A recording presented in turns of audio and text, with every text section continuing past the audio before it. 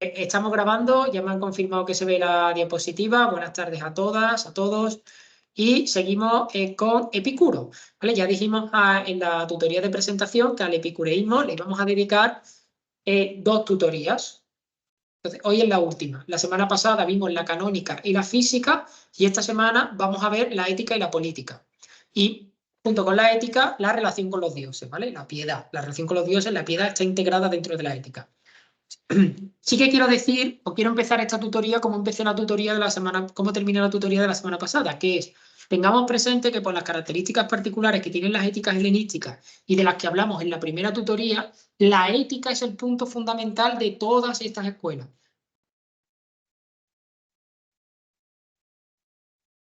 Venga. Mario, esencialismo e instrumentalismo. No me quedan claros. Lo veo un poco interesado en la aplicación informática. En el tema del esencialismo y el instrumentalismo tenemos que tener siempre presente que se refieren a las teorías científicas. ¿Vale? Esto es cuando se pone en relación con cuando Epicuro habla del cielo, de los fenómenos celestes. ¿Vale? El esencialismo es una teoría científica que dice que las cosas son como la ciencia dicen que son. Es decir, que cuando yo digo que la cosa cae constante y no hay en el vacío, yo no sé mucho de ciencia, por eso me dedico a la filosofía, si no sería rico, ¿vale? Pero que la realidad es como la ciencia dice que es, eso sería el esencialismo. Y ahora el instrumentalismo es, a mí me da igual cómo sea la realidad, porque lo importante es que cuando yo aplico el esquema de la ciencia, me da resultado. A mí me da igual cómo sea el aire o cómo sean los metales. A mí lo que me importa es que cuando yo lo aplique al avión, el avión yo lo tire y el avión vuele. Entonces, lo que dice Epicuro, por tanto, hay una teoría esencialista que defiende que la realidad es como la ciencia dice. Y una teoría instrumentalista que dice que la ciencia no pretende describir el mundo, sino que lo que pretende es darte un instrumento que te permita hacer cosas en él, con independencia de cómo sea, porque en realidad si a ti te funciona la teoría de la aeronáutica, a ti en realidad te da igual. Como, si te funcionan las leyes de la termodinámica, ¿qué más te da cómo de verdad se comporta el calor o la energía? Te da igual. Es más, es mejor tener una teoría imperfecta dirían los instrumentalistas, del calor o de la energía que funcione, a tener una perfecta que no nos permita hacer nada con ella. Porque en el fondo tú lo que quieres es calentar tu casa, que el coche funcione, no sé. Perdonadme si digo alguna barbaridad científica, pero como no estoy en mi ámbito, pues me siento en la tranquilidad de decirla. Pero Epicuro lo que dice es, cuando él describe la realidad a nivel atómico, que los átomos tienen peso, que hay vacío, que caen, que hay un movimiento aleatorio, él es esencialista. Él cree de verdad que la realidad es así. No que está creando una teoría que luego tenga un valor instrumental para justificar su ética. Cuando él habla de la parenclisis, no está planteando una teoría instrumental con independiente de cómo se mueva el átomo. Lo que me interesa a mí es que esto me sirva para fundamentar mi ética. Él ahí es esencialista, según los autores que estamos estudiando. Cree de verdad que la realidad se comporta de esta manera. Es decir, que su teoría es un espejo en el que la realidad se mira. Pero cuando habla de los fenómenos celestes, él admite que sus teorías son instrumentales, es decir, que solo funcionan en la medida en que nos permiten hacer predicciones sobre si esta estrella va a haber, el eclipse va a llover o no va a llover, con independencia de cómo sea el mundo supralunal. Porque para él, como eso nunca lo vamos a poder comprobar, como si los de los átomos sí, ¿no? Pero como eso nunca lo vamos a poder comprobar, lo importante de esas teorías no es que reflejen fielmente el cielo, sino que nos sirvan para hacer predicciones, para plantear. ¿Se entienden un poco mejor? Sí. Vale. Si es que no, volvemos a... Vale. Bien, pues vamos a la ética y a la política de los epicuros, que es aquí donde está el meollo, ¿vale? Digamos que aquí donde está lo bueno, ¿vale? La canela en rama de los epicúreos está aquí. Vamos a empezar recordando que Epicuro tiene un triple objetivo. Tiene un triple objetivo que también vamos a ver reflejado en la ética. ¿Cuál es su triple objetivo? Lo tienen ahí en pantalla. Primero, liberar al ser humano del miedo a los dioses. Epicuro está intentando dar tranquilidad, dar paz. Primera cosa que nos quita la paz, el miedo a los dioses. Me van a castigar, no me van a mandar al cielo, me van a mandar enfermedades, no me dan premios. El libro de Job. ¿Tienes más o menos el esquema en lo que le pasa a Job? Job, en el libro de Job, Job es un tío que lo hace todo bien, pero es un desgraciado.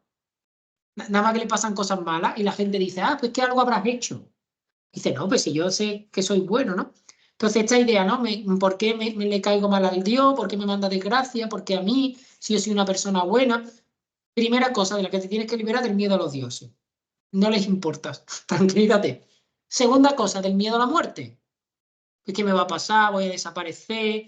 No, ¿voy a ver a mis seres queridos? No, tendrán razón los que hablan de la experiencia. ¿Habrá un túnel? ¿No lo habrá? Si hay vida ultraterrena me van a juzgar. ¿Quién me va a juzgar? ¿En base a qué me van a juzgar?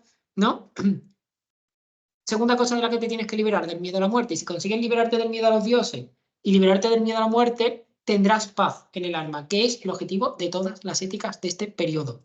Todas las éticas de este periodo, por caminos distintos, lo que buscan es serenidad. Porque ya lo dijimos la semana pasada, el mundo de alrededor se está cayendo a cachos. Y en un mundo que se resquebraja, el mayor bien es la serenidad de espíritu. Y lo que van a hacer estos autores es darnos instrumentos para mantener la serenidad de espíritu. Pues bien, vamos a empezar con la ética de Epicuro. Todas las diapositivas de este periodo están, o sea, todas las diapositivas de esta tutoría están enfocadas al jardín, ¿vale? Verán gente comiendo, bebiendo y pasando un buen rato en la naturaleza, como un homenaje a Epicuro. Como os dije la semana pasada, esta va a ser una tutoría a través de textos, porque el equipo docente nos insiste mucho en que toméis contacto con las fuentes. Y por tanto, yo os he traído textos de Epicuro. Dice así Epicuro: nadie por ser joven vacile en filosofar, ni por hallarse viejo de filosofar se fatigue. El que dice que aún no le llegó la hora de filosofar, o que ya le ha pasado, es como quien dice que no se le presenta, o que ya no hay tiempo para la felicidad. Qué cosa muy bonita, ¿verdad? El joven que filosofe, el viejo que filosofe, porque si el joven dice todavía no tengo edad para la filosofía, es como si dijera todavía no tengo edad para ser feliz. Y el que es mayor, si dijera ya soy viejo para hacer filosofía, es como si dijera ya soy viejo para ser feliz. Precioso. De modo que deben filosofar tanto el joven como el viejo. El uno, joven, para que envejeciendo se rejuvenezca en bienes por el recuerdo agradecido de los pasados. El otro, el viejo, para ser a un tiempo joven y maduro por su serenidad ante el futuro. Fin de la clase. Se podría hacer así, ¿vale? Decir fin de la clase y punto, ¿vale? Por tanto, perdonadme, vuelvo al texto. Esto es algo común en estas escuelas. La filosofía se justifica por ser terapéutica. Para las filosofías helenísticas, esto es algo que sí van a compartir epicúreos, escépticos y estoicos, pese a todas las diferencias que tienen entre ellos, pese a todos los conflictos que van a mantener, pese a las diferencias tan grandes que vamos a ver. Una de las características fundamentales que nos permiten agruparlas en escuelas helenísticas, una de las ideas que comparten en su horizonte o como visión del mundo, es que la filosofía solo tiene valor si es terapéutica. Es decir, si contribuye a la felicidad entendida como serenidad. Porque aquí nos vamos a encontrar con una mutación del concepto de felicidad. La felicidad ya no será esa vida lograda, ese participar de los asuntos de la polis. No, la felicidad para las filosofías helenísticas va a ser serenidad. Virgencita del Carmen, que me quede como estoy. Y la filosofía solo sirve en la medida en que te da esa serenidad de espíritu, que es lo que vemos aquí. ¿Quién no quiere hacer filosofía? ¿Quién no quiere ser feliz? ¿Quién no quiere este instrumento que le va a dar la serenidad del alma? ¿Quién? ¿Quién es tan viejo, tan joven, tan listo, tan tonto, tan bajo, tan alto, tan viejo, tan guapo, tan feo, que no necesite ser feliz? Y por tanto vaya a repudiar este instrumento. Filosofía es terapéutica. Esta es la idea que subyace a los libros de autoayuda filosófica, todavía. La idea de que la filosofía, si se tiene que justificar en un mundo utilitarista y pragmático, te ayuda a mejor vivir. Y de hecho, libros sobre cómo vivir, aprende a vivir, las vidas de los sabios se enmarcan dentro de este concepto de la filosofía en sentido amplio como lo que te va a ayudar a articular tu personalidad, a ser una persona nueva. También cuando nos referimos, no, es que va a ampliar mis horizontes, que me va a dar visión de conjunto. En el fondo es porque tú lo quieres llevar para ser ese concepto no tan posmoderno de mejor persona. Que es lo mismo que no decir nada. ¿Vale? Porque, ¿qué significa ser mejor persona? Vale. Pero esta idea, ¿no? La filosofía es terapéutica, es una suerte de terapia, de ayuda para vivir. Bien. La ética de Epicuro es una ética que podríamos denominar con muchos matices hedonista y eudemonista o eudaimonista. Por un lado, tiene relación con los cirenaicos. Ya hemos estudiado esta escuela, para los cuales el placer era el sumo bien. Y por tanto, el placer era el bien y el sumo placer era el sumo bien. Ahora bien, ya veremos más adelante, por ahora nos vamos a quedar aquí, pero ya veremos más adelante que gran parte de los esfuerzos intelectuales de Epicuro en ética es separarse de los cirenaicos. Porque él, digamos, comparte el fondo, pero no la forma. Epicuro comparte con los cirenaicos que el bien se identifica con el placer, y que el placer se identifica con el bien, pero no va a estar de acuerdo en cómo los cirenaicos, entienden el placer. Él va a dar una definición distinta de placer. De hecho, lo primero que hace Epicuro es corregir el hedonismo cirenaico asumiendo el eudaimonismo aristotélico. El placer no es un fin en sí mismo. El placer es el medio de alcanzar una vida feliz. Perdón. Y en esto ya tiene una diferencia enorme con los cirenaicos, porque los cirenaicos identificar el bien y el placer era el fin de la vida. La vida buena era la vida placentera. Para Epicuro, la vida buena es la vida feliz. Y el camino para la vida feliz será el placer. No el placer cinético en movimiento, que ahora vamos a ver lo que es, sino el placer catastemático. Esto significa que el placer es el fin de la vida. El placer es el comienzo, es el fundamento y es la culminación de la vida feliz. Solo se puede ser feliz a través del placer. La consecución del placer y la evitación del dolor deben guiar las elecciones humanas. Yo a la hora de, si el placer es un bien y el dolor es un mal, a la hora de elegir debo elegir el bien, que es el placer. Este es el criterio, dice Epicuro, que podemos observar en todos los seres animados, tanto en los animales como en las plantas. Todos los animales, todas las plantas van hacia el placer y huyen del dolor. La propia planta se mueve buscando aquellas zonas en las que se dan mejores condiciones para su vida que su placer. Que le dé el solecito, que tenga agüita, que esté bien, que no le dé mucho, que le caiga agüita de lluvia. Y los animales igual. Si ustedes tienen mascotas, esto es evidentísimo. Es decir, todos los animales domésticos y no domésticos acuden hacia la comida y huyen del palo. El fenómeno sadomasoquismo no se ha observado entre los... Y el sadomasoquismo se observa entre los humanos porque es una forma de placer, no porque hay un placer en ese dolor. Entonces, el placer es el sumo bien. Por lo tanto, no hay ningún otro objetivo trascendente. No hay un bien objetivo, un bien último, un Dios, al que el placer. ¿Cuál es la vida buena? La vida placentera. Pero cuando escuchen aquí ustedes placer, por favor, eviten pensar en el placer, en lo que Epicuro llama el placer cinético. Es decir, el comer, el beber, el ir de fiesta, el estar con los amigos, con las amigas, el hacer otras cosas que no proceden, porque esto va a YouTube Kids y por tanto no podemos hablar de la otra parte, esto es para menores de 18. ¿Vale? Pero si están pensando en el paradigma de placer de la orgía romana, esa gente que come, bebe y hace otras cosas por lo que a la orgía la llaman orgía, y cuando ya no puede más, vomita, en esto hay mucha leyenda urbana, pero vomita para poder seguir comiendo, que vaya gana, quien ha vomitado, tú después de vomitar lo que menos te apetece es entrecot de ternera, pero vomita para luego seguir comiendo, eso es el placer cinético, eso es lo que Epicuro va a rechazar. Por tanto, no es ese placer al que Epicuro Esto lo repito mucho porque el término placer, hedoné, él usa el mismo que los cirenaicos, ha sido muy mal interpretado a lo largo de la historia. Entonces es importante que cuando usemos el término placer en este autor, tengamos claro a lo que él se está refiriendo. Dice así Epicuro. Dice, decimos que el placer es principio y fin del vivir feliz. Pues lo hemos reconocido como bien primero y connatural. ¿Connatural por qué? Porque todas las especies actúan así. Si hay un bien natural, es el placer. A las amebas. Es una exageración, no sé lo que hacen las amebas. Es el bien como bien primero y connatural. Y de él tomamos el punto de partida en cualquier elección y rechazo. Y en él concluimos al juzgar todo bien con la sensación como norma y criterio. ¿Cuál es el criterio de moralidad? El bien, el placer y el dolor. ¿Cómo sabemos, cómo juzgamos del placer y el dolor? Con la sensación. Ya está.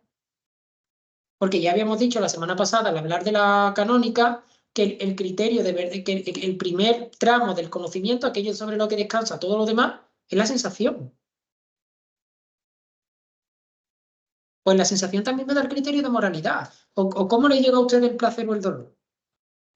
Por una reflexión mental, conciben ustedes, ay no, que me peguen un chanclazo en el culo, esto resulta que es más doloroso de lo que parece a simple vista. ¿No? O usted pone la mano en el fuego, ¿no? Y mientras se está quemando ahí, pelando la piel, va uno pensando, esto no es nada placentero, me resulta esto doloroso. ¿Qué será? No, es un movimiento del paté, ¿no? Es una ¡ah! El propio movimiento instintivo y racional te lleva a huir. Y yo me pincho el movimiento, ¿cuál es? Instintivo, rechazar aquello que me da dolor. Este es el criterio, la sensación es el criterio de moralidad, ¿vale? Para poder juzgar si alguien está eligiendo bien o está eligiendo mal. Elegirá bien cuando elige el placer en el sentido epicúreo, y elegirá mal cuando elige el dolor. También elige mal cuando elige un placer a corto plazo que es un dolor a largo plazo. Por ejemplo, el vino. El vino está en todas las culturas. Por cierto, no se fijan ustedes bebedores de vino. Pero si son ustedes bebedores de vino, si les gusta el vino, hay un libro de un autor inglés, Roger Scruton, que tienen que leer, que es muy interesante, se llama Bebo, luego existo. ¿Vale? Si les gusta el vino, es una reflexión filosófica sobre todos los tipos de vino. Y habla también, una de las partes habla de la cultura del vino, de cómo el vino está presente en todas las etapas de la humanidad y cómo hay muchas reflexiones, incluso dentro de la filosofía, sobre el vino. Una de ellas la hace Epicuro. ¿Por qué? Porque el vino, dice, al inicio es placentero, pero luego lleva al mal. Una copa, dos son placenteras, entonces tengo que saber parar. Porque si me pierdo en ese placer, comamos y bebamos que mañana moriremos. Si mañana no muero, voy a vomitar, voy a estar mal del estómago, voy a tener dolor de cabeza y entonces voy a estar mal. Es un placer a corto plazo y un dolor a largo plazo. Elegir ese placer es también para Epicuro elegir mal. Y a la vez es elegir bien cuando elegimos un mal, o sea, un dolor que va a producir un bien a largo plazo. Por ejemplo, una operación. Usted se opera y al principio lo va a pasar muy mal. Yo las veces que me he operado han sido pocas, gracias a Dios. Cuando te despiertas de la operación, bien. Cuando ya empiezan los problemas, te empiezan a tirar los puntos, estás mal, no te puedes mover. Si eres un poco aprensivo, ya te crees que te vas a morir cada 10 minutos. Llamas obsesivamente al médico. Esto está bien, está hinchado, no está hinchado. Lo pasas mal. Luego te cuesta salir de la cama, tienes que volver a recuperar, hacer muchas cosas que tú hacías normalmente, tienes que volver a hacerlas y acostumbrarte. Yo me acuerdo cuando a mí me operaron de apendicitis de urgencia así gorda, y entonces tengo la raja, no la rajita, tengo la raja del la apuñalado tengo. Entonces, claro, yo recuerdo que a mí me costó mucho cosas habituales como subir las escaleras, levantarte de la cama, había que hacer ahí unos movimientos raros porque notabas todo el tirón y con los puntos era muy... Pero eso es un bien a largo plazo, porque de no haberte sometido a esa operación te hubieras muerto de una peritonitis y entonces, en fin, game over. Claro, es un mal temporal que te lleva a un bien a largo plazo. ¿Cuál es el bien a largo plazo? Que sigues en la vida y por tanto puedes seguir disfrutando de otros placeres, como haberte casado, o beber, o comer, o meditar, o leer y aprender cosas nuevas que a mí me operaron con 19 años, game over. Eso, entonces, elige bien quien elige un dolor que le lleva a un placer y elige mal quien elige un placer que le lleva a un dolor. Ya veremos que para él la verdadera sabiduría, para Epicuro, la verdadera sabiduría es saber qué placer rechazar y qué dolor aceptar. La verdadera sabiduría es saber qué dolor tengo que aceptar y qué placer debo rechazar. Bien. ¿Qué entiende Epicuro por placer? Aquí lo dice. Cuando decimos que el placer es el objetivo final, no nos referimos a los placeres de los viciosos o a los que residen en la disipación, que no es que te vayas de botellón con tus amigos, que no es que te pongas a ver series de Netflix cuando te toca estudiar, que no es que te quedes en la cama hasta las 12 de la mañana porque hoy es sábado y que voy a hacer mejor que estar aquí durmiendo que ya madrugo suficiente durante toda la semana, que no. No son los placeres de los viciosos o los que residen en la disipación, como creen algunos que ignoran o que no están de acuerdo o interpretan mal nuestra doctrina. Esto es un palo para los estoicos. Sino al no sufrir dolor en el cuerpo ni estar perturbados en el alma. Este es el placer. El placer al que nos referimos. Cuando decimos que el placer es el objetivo final de la vida, el placer al que nos referimos es a este.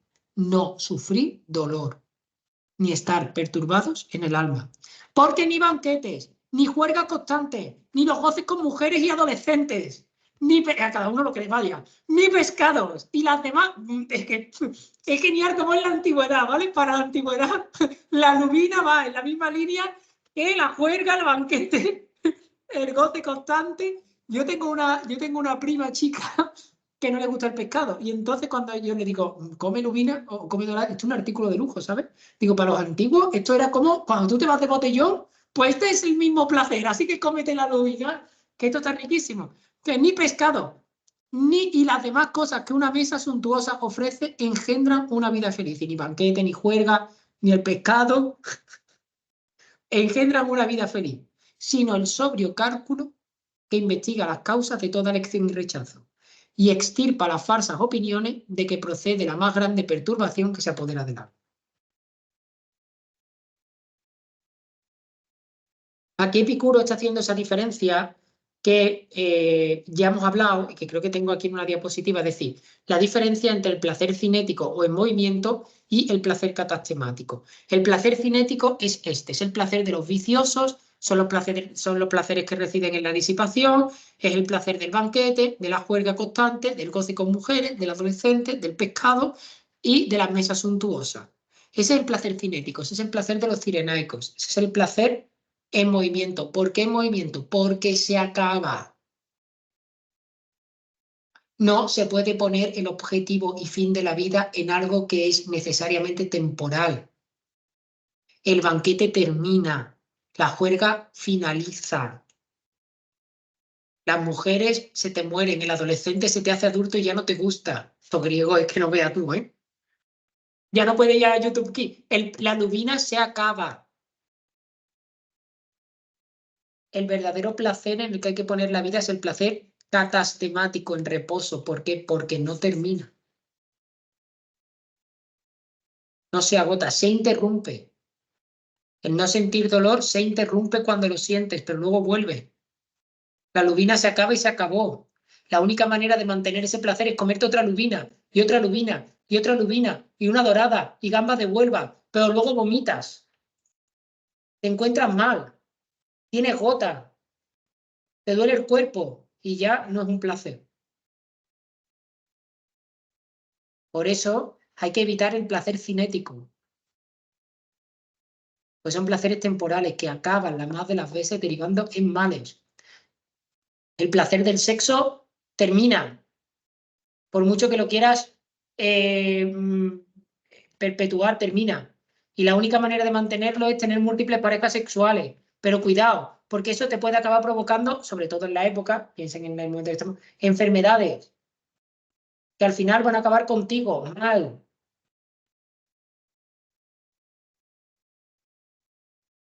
Por eso no se puede poner, si el placer es el fin de la vida feliz, no se puede poner en cosas que se acaban o que multiplicándola te generan un mal. Por tanto, la diferencia entre el placer cinético, perdón, y el placer catastemático, que es la diferencia entre el placer en movimiento y el placer parado. Por placer, por tanto, Epicuro no entiende el placer momentáneo, pues los placeres en movimiento no acrecientan el disfrute, no diversifican. Esta es una clave de Epicuro, el placer no tiene grados, el placer es siempre placer. Por tanto, muchas lubinas no aumentan el placer, lo dividen. El placer supremo es, por tanto, el placer en reposo, que se cifra en no sentir dolor, porque dice, perdón, eso no lo tengo, lo leo yo, porque tenemos necesidad del placer en el momento en que por no estar presente el placer sentimos dolor. ¿Cuándo te acuerdas tú del placer? ¿O estás jodido? Pero cuando no sentimos dolor, ya no tenemos necesidad del placer. Por consiguiente, eso es un placer en sí mismo. Aquí Nietzsche, el gran Nietzsche, es una clave de interpretación muy interesante. Nietzsche le dedica a Epicuro varios aforismos. Y es una clave de interpretación muy interesante de la figura de Epicuro, porque Nietzsche nos recuerda, es algo que ha dicho Diógenes Laercio, Epicuro es un enfermo crónico, tiene muchas enfermedades. Si ustedes o alguien de su familia han tenido una enfermedad crónica, de estas que te putean, saben que el mayor goce de un enfermo crónico es no tener ningún síntoma de su enfermedad. Ya no necesita más. Yo tenía una abuela, no era una enfermedad grave, ¿vale? Yo tenía una abuela que padecía unos dolores terribles de cadera, casi continuos, porque le habían puesto mal la prótesis y muchos problemas. Cuando tú le preguntabas a mi abuela qué deseaba por cumpleaños, por reyes, por cosas, ella siempre decía lo mismo. Ella decía, 1 hora en que no me duela la cadera. Eso era el placer. Ese placer de no sentir dolor, porque cuando tu cuerpo te castiga continuamente, cuando el dolor es un compañero de camino, no estamos bien, cuando no nos damos cuenta, o sea, cuando no tenemos nada, no nos damos cuenta que no tener nada es un valor para quien siempre tiene algo. Mi padre es una persona que está llevando muy mal, perdón por hablar de la gente de mi familia, pero es que de los que conozco. Mi padre es una persona que está llevando muy mal el envejecimiento. Porque él es una persona que siempre ha sido muy activa, siempre ha tenido trabajo físico. Mi padre era albañil, siempre ha tenido trabajo físico. Y él físicamente siempre ha estado muy bien. Está fuerte, tenía muy buen fondo físico, hacía deporte, corría. Y ahora él nota, desde que se ha jubilado, una cierta decadencia. Si antes cogía tantos kilos, ya no cojo tantos kilos, ahora cojo tanto menos.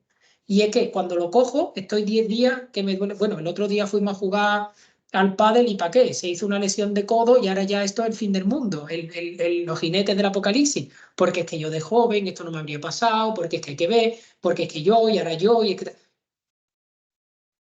Cuando uno va viendo cómo el cuerpo le traiciona, se da cuenta de que el cuerpo no te traicione ya es una forma de placer. Por eso la filosofía de Epicuro la pueden entender sobre todo, esto lo dice Nietzsche, los enfermos y los ancianos.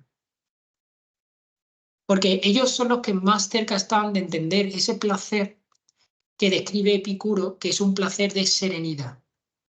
Más que un placer de acumulación, es un placer de no perturbación. El placer del cuerpo y la serenidad del alma. Ya vamos a ver, porque para él el placer del cuerpo es el primer paso a la serenidad del alma. Difícilmente tendrás serenidad del alma si estás vomitando porque tienes una úlcera de estómago. Por eso Epicuro va a decir que las primeras cosas que hay que satisfacer, las primeras, para él en esto es muy budista, aunque ahora Marta me corregirá, para Epicuro todo dolor que no venga todo dolor que no sea del cuerpo, en el sentido de que no sea una enfermedad o tal, viene de una necesidad no cubierta, de un deseo no satisfecho. Por tanto, en el sentido, en línea con Buda, lo que hay que hacer es suprimir las necesidades. El sabio es aquel que cada vez es más austero. Porque quien elimina necesidades, elimina posibilidades de dolor. Si yo estoy todos los días acostumbrado a comer gambas de Huelva, el día que no tenga las gambas de Huelva, sufriré por no tener las gambas de Huelva. Pero si yo estoy acostumbrado a comer pan y agua, y un día me encuentro las gambas de Huelva, me las como, no hay que rechazarlas, es un placer, pero luego sigo con mi pan y agua, no las voy a echar de menos, porque yo nunca he comido gambas de Huelva. Era algo excepcional y punto. ¿No? con mi casa, a mí no me da vergüenza decirlo. Yo vengo de una familia muy humilde. Muy, muy humilde. Mi padre era albañil, mi madre limpiaba escaleras. Muy humilde. En mi casa solo se veía marisco una vez al año. Y no era tampoco un marisco excepcional, era un marisco normal y corriente. Pues, si tú estás acostumbrado a no comer marisco, si no comes marisco, pues tampoco lo sufres.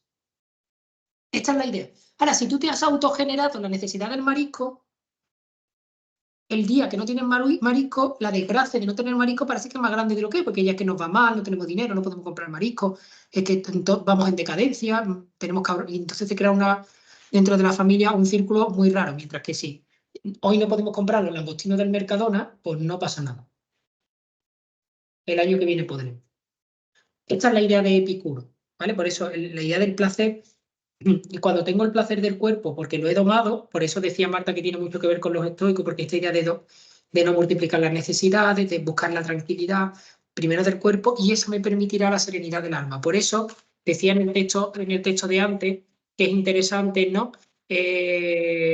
Había uno de los textos en lo que decía que por un lado estaba la idea de no sentir dolor y por otro día meditar para serenar el alma. Por eso van siempre en conjunto. Dice Epicuro aquí, bueno, ya hemos dicho, perdón, la aponía, ¿no? El placer máximo, por tanto, es la aponía, es no sentir dolor. Tal es el placer, ¿no? O tal placer se hallará preeminentemente, o la aponía será la base de la ataraxia. No sentir dolor permitirá la serenidad del alma. Esta serenidad del alma debe completarla la salud del cuerpo, porque son correlativas.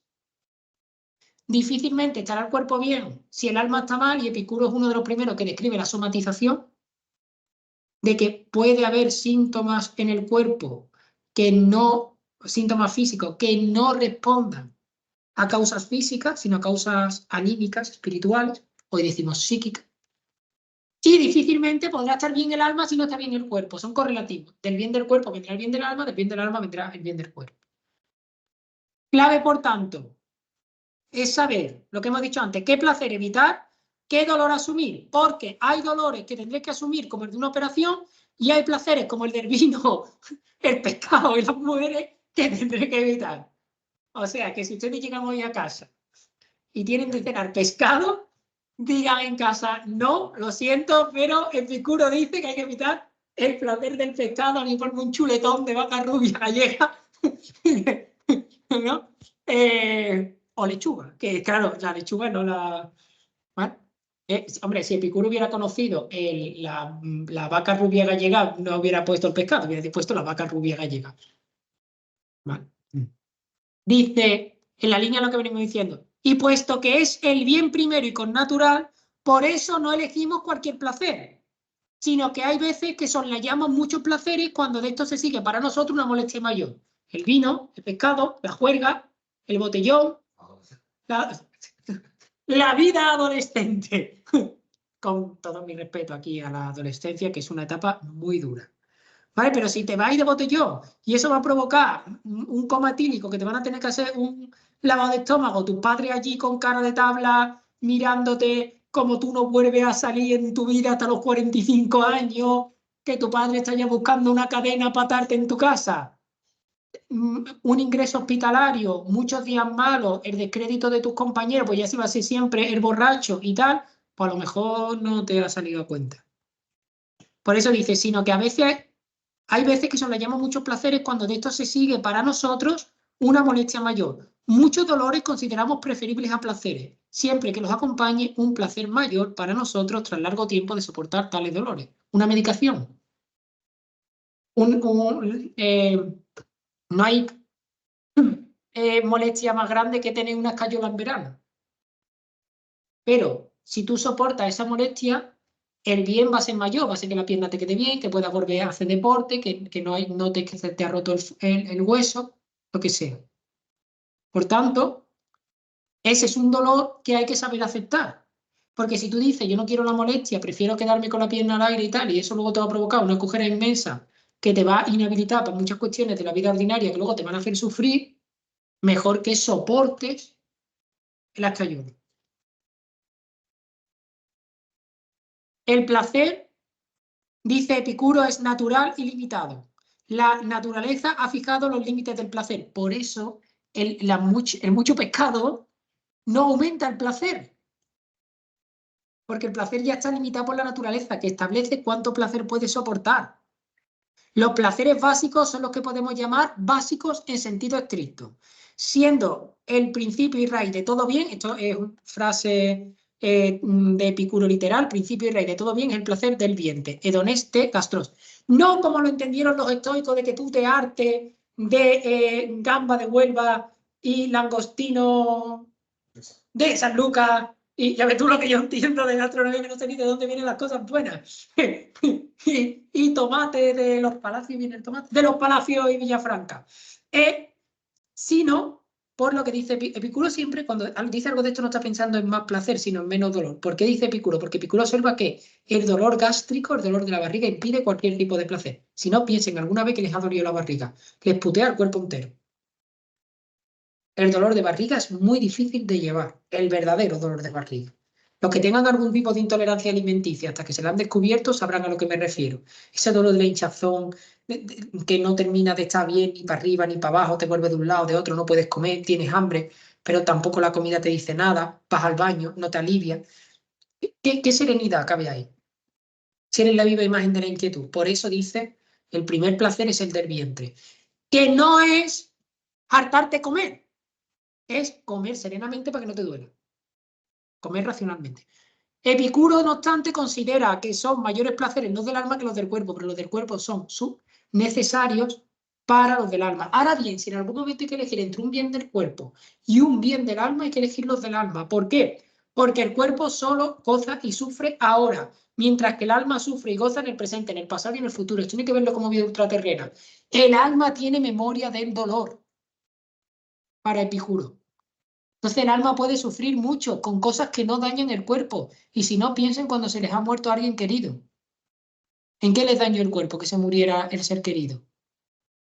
No les dañó en nada. Siguen teniendo 2 brazos, 10 dedos en las manos, 10 dedos en los pies. Quizás sigan teniendo buena salud. ¿Cuánto tardó en sanarse el alma? El alma recuerda el dolor.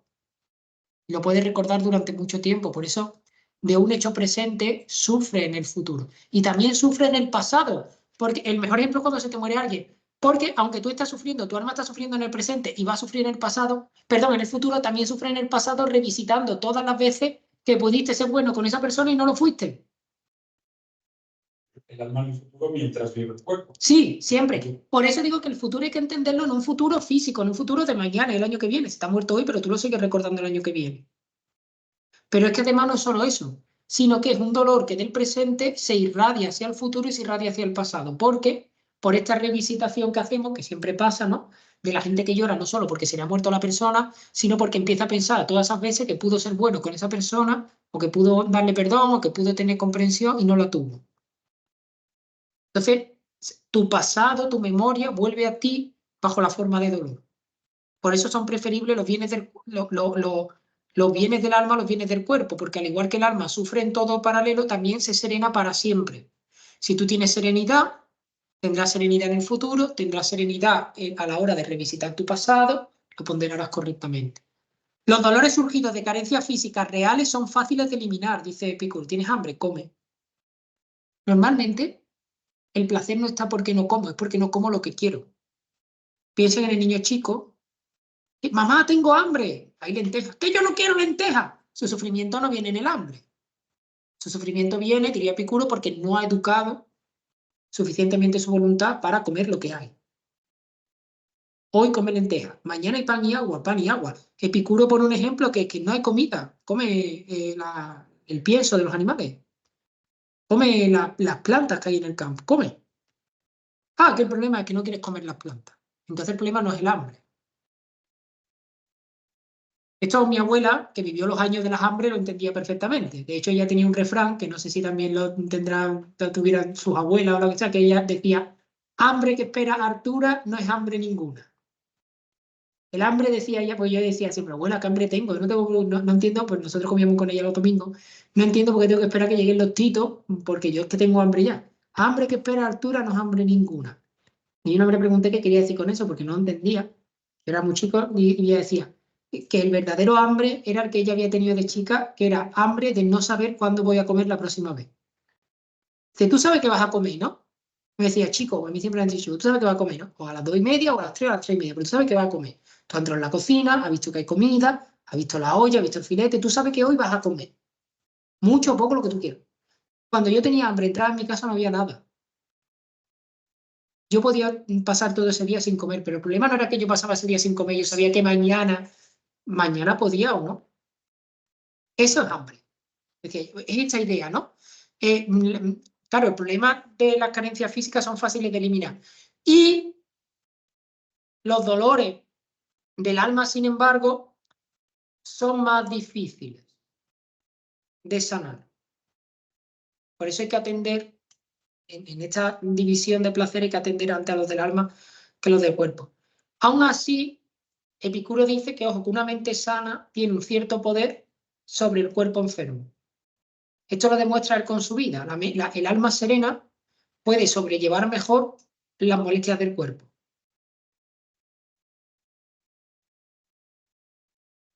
Bien, seguimos con los placeres, la frónesis. El hedonismo de Epicuro se presenta atravesado por un elemento racional no afectivo ni emotivo, que es la frónesis, la prudencia.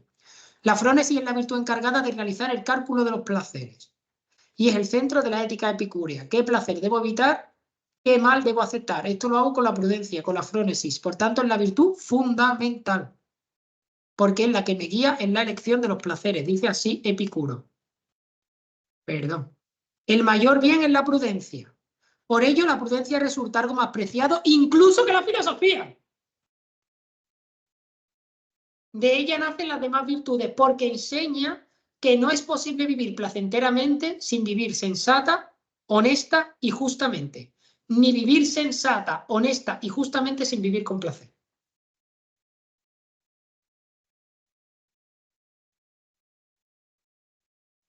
Lo que me va a ayudar a pasar de los placeres cinéticos a los placeres catatemáticos es la frónesis y la prudencia. Es lo que me va a llevar del adolescente al adulto. Del comamos y bebamos que mañana moriremos al cuidado. No multipliques tus necesidades.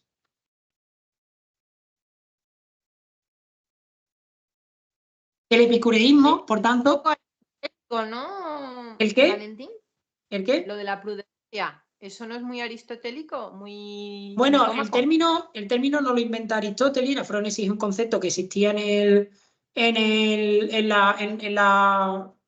el vocabulario griego, y aunque nosotros lo traducimos por prudencia, en realidad a lo que se refiere es la sabiduría aplicada a una situación concreta. La sabiduría aplicada a una situación concreta es la frónesis. Por tanto, la va a utilizar Aristóteles para referirse a lo que luego Kant llamará la razón práctica, que es la razón aplicada a una situación concreta, y la va a utilizar Epicuro para referirse a la razón aplicada al cálculo de los placeres. Pero sí, en este caso lo utiliza porque lo utiliza Aristóteles, aunque Aristóteles es uno de los enemigos de Epicuro, aunque tiene su ramalazo aristotélico. ¿Vale? En eso sí. Pero fíjate que aquí no estamos buscando el justo medio. Aquí estamos realizando un cálculo de placeres para saber cuál debo elegir, cuál no. En realidad no es muy, ¿vale? Pero si queremos buscar un ejemplo es algo como muy utilitarista. ¿Cuál me va a dar mayor placer a largo plazo? Una pregunta, Valentín, porque los ejemplos que se ven de Epicuro son como muy materiales, ¿no? La comida, el tal. Y Aristóteles era más valores, en tema valores abstractos, ¿no? El valor. Y Epicuro no tenía también máximas Sí. de valores abstractos. Ahora lo vamos a ver, los placeres del alma. Estamos todavía con los del cuerpo, ahora vamos a ver los placeres del alma. Pero con eso no hagáis equiparaciones, porque a lo que tú has llamado cosas abstractas es que la ética de Aristóteles es una ética de la virtud. Y a lo que Aristóteles está hablando son de virtudes. En Epicuro no vamos a encontrar virtudes. Por eso no tenemos estas cosas tan abstractas. La liberalidad, la valentía son virtudes. En Epicuro no vamos a encontrar virtudes. ¿Vale? Por eso son ejemplos, y también son ejemplos muy físicos, porque primero le da él parte del placer y del dolor físico, y después porque son los que más reflejan la idea que él quiere transmitir. Por eso los utilizamos, porque son muy gráficos, porque el placer de comer con hambre o el placer de comer una comida que nos gusta lo hemos sentido todos, pero a lo mejor el placer de descubrir o de aprender algo que no sabíamos, eso solo lo hemos sentido 4 frikis. Que estaremos todos en esa categoría de friki, por eso estamos aquí y no estamos en ingeniería. Pero si lo pusiéramos como ejemplo en un libro, a lo mejor la mayoría de la gente dirá lo flipado esto. El placer de aprender, como que placer es ese. ¿Vale? Mientras que el placer, yo qué sé, de comer Oye, gamba, oye, pues, que los ingenieros son muy friki también, ¿eh? vale, que no. Joder, yo sabía que alguien saltaba. Que no es una manera, es una manera de decir que hay gente, pero he dicho a los ingenieros, yo qué sé, no sé. Vamos a crear una categoría nueva de los, no sé, de los bolígrafos, ¿vale? Pues imaginaros que los bolígrafos no entienden cuál es el placer de aprender algo nuevo. Si pusiéramos ese como ejemplo, dejaríamos fuera del ejemplo a un montón de gente. Que a lo mejor los bolígrafos sí entienden el placer de comer gambas. Desde aquí reitero, hoy que estoy grabando, mi respeto a todas las profesiones, ingenieros y demás, gente que por biólogos, físicos y gente que pulula por el ancho mundo. Hasta los juristas tienen derecho a existir. Bien. Valentín, yo estaba pensando más, por ejemplo, en el sufrimiento que generan unos celos o una envidia. Ese Claro, pero tipo estos son... de lo que dicen los placeres del alma, el no tener esos sentimientos. Claro, entre los placeres del alma está el educarte para no tener estos sentimientos. Claro, porque ¿qué es los celos? Los celos son necesidad de atención. Corta la necesidad. Perdón. Corta la necesidad. Ya no necesitan la atención. Ya no sufres de celo. ¿Qué es la envidia? La envidia es la necesidad de tener todo lo que tiene el otro, el reconocimiento del otro, la casa del otro, el coche del otro. No tengan la necesidad de tener lo que tiene el otro. Ya está. Por eso una de las claves de Epicuro que vamos a ver ahora mismo es no multiplicar las necesidades.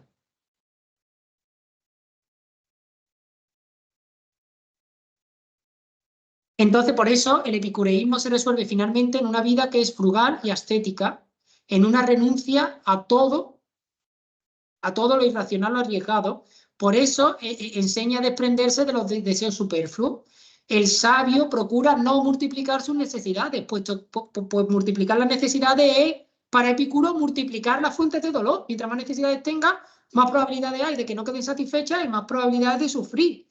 Por un sendero marginal, Epicuro desemboca en uno de los ejes de la ética griega tradicional, que es el encomio de la templanza y la moderación.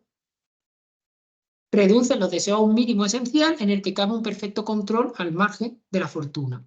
Es decir, lo que controla tu ámbito, y lo dice así Epicuro. Tengo aquí 2 textos con los que vamos a terminar, aunque le tengamos que dedicar una tercera clase a Epicuro. La autosuficiencia la consideramos un gran bien, no para que en cualquier ocasión nos sirvamos de poco, sino para que siempre que no tengamos mucho, nos contentemos con ese poco, verdaderamente convencidos de que más gozosamente disfrutan de la abundancia quienes menos necesidad tienen de ella. Subraye esta frase. Aquí está condensada toda la ética epicúrea. Más gozosamente disfrutan de la abundancia quienes menos necesidad tienen de ella. Misma idea en este otro texto. Habituarse a un régimen de comidas sencillas y sin lujo es provechoso a la salud. Hace al hombre desenvuelto frente a la urgencias inmediata de la vida cotidiana. Nos pone en mejor disposición de ánimo cuando intervalos accedemos a los refinamientos y nos equipa intrépidos ante la fortuna. Es un consejo que luego vamos a encontrar repetido hasta la saciedad en las cartas de Séneca. Prepárate para las vacas flacas. Si vives por debajo de tus posibilidades, nunca sufrirás ninguna crisis.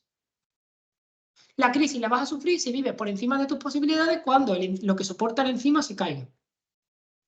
Sí, si yo voy de vacaciones a las Bahamas, como gambas de Huelva, no veas la que le estoy dando a las gambas de Huelva hoy, tengo un Lamborghini, una casa enorme en Roche y todo lo tengo porque tengo hipoteca, tengo crédito, tengo tal, el día que se me vaya todo eso, a la mierda, y además voy a sufrir mucho.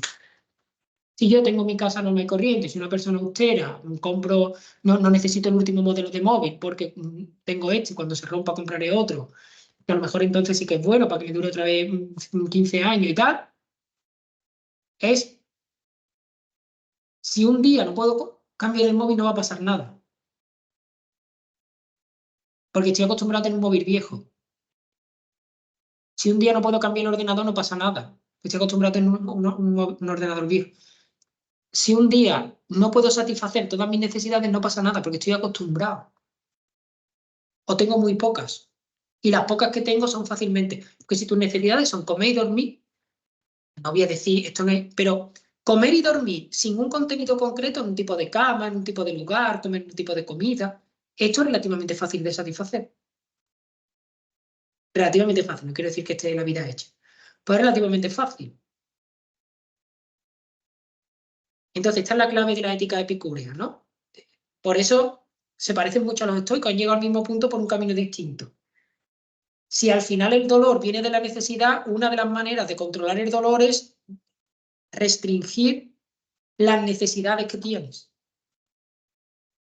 Piensen ustedes, y con esto podríamos terminar y le dedicaremos a Epicuro la clase de la semana que viene, la tutoría de la semana que viene, tendremos este año por modo excepción en 3 de Epicuro. Piensen en, si quieren hacer un ejercicio filosófico, hagan una lista de sus necesidades y miren cuántas de ellas de verdad son naturales y cuántas artificiales.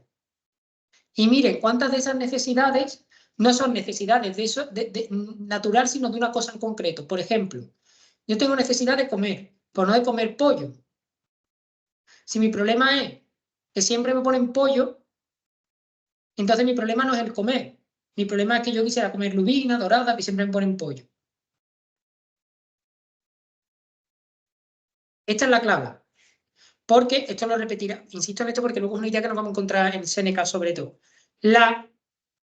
Lo que depende de ti no es que vaya la economía bien, no es que tu empresa no cierre, o sea, porque sea tuya, ¿no? Pero incluso aunque sea tuya, en última instancia no depende de ti que cierre o no cierre, pueden venir mal dadas. Te puede tocar una época dura. No depende de ti o no que nos invadan los rusos o quien toque en el momento. Eso no depende de ti. ¿Qué depende de ti? Crear un ámbito en el que estas cosas no te afecten tanto. ¿Cómo lo hago? Intentando que mi serenidad, mi felicidad no dependan de estas cosas. De lo que depende de mí. ¿Qué depende de mí? Llevar una vida austera, acostumbrarme a pasar ciertas necesidades. Esto antiguamente se hacía. Antiguamente, por ejemplo, no por los epicúreos, ¿vale? Sino por los estoicos. Los estoicos critican mucho a los epicúreos porque ellos se quieren hacer con él. Tienen el mismo público potencial, entonces como la Coca-Cola denigrando a la Pepsi. Claro, entonces la Pepsi es mala, ¿no? ¿Por qué? Porque es el mismo producto y tenemos el mismo público. Con matices, ¿vale? A través de la educación estoica, que en eso se parece mucho a la epicúrea, salvo por la idealización del placer, antiguamente la educación cristiana insistía mucho en la privación, en la penitencia. No comas carne los viernes. ¿Qué es no comer carne los viernes? No comer carne los viernes es acostumbrarte a que puede que llegue un día en el que no haya carne, que era el producto de lujo, y sería no fume o no. ¿Por qué? Porque acostúmbrate a no tener ese tabaco. Sufres por una necesidad que tú te has autoimpuesto, que es la de fumar, o la de beberte el vino antes de comer, o la tapa de queso. Ve renunciando a esas cosas. Y cuando no las tengas, no las echarás de menos. Y es una manera de asegurar, de secar las fuentes del dolor. Este es el mensaje de la ética epicúrea. Seca las fuentes del dolor. ¿Cómo seco las fuentes del dolor? Restringiendo tus necesidades. Porque lo que de verdad necesitas es mínimo. Todas las fuentes de dolor, si tú las piensas fríamente, podrías cortarlas. Salvo las de la enfermedad, en cuyo caso la serenidad del alma te tiene que ayudar a sobrellevar el dolor del cuerpo. En esto, Diógenes Laercio, quien haya leído la parte de Epicuro de Diógenes Laercio insiste mucho en la serenidad y la bondad con la que Epicuro llevaba sus enfermedades, que no eran pocas. Y habla de esa tranquilidad, de ese espíritu, de cómo él, frente a las curas que le hacían, mantiene el talante sereno y cómo se convierte en un ejemplo de su escuela.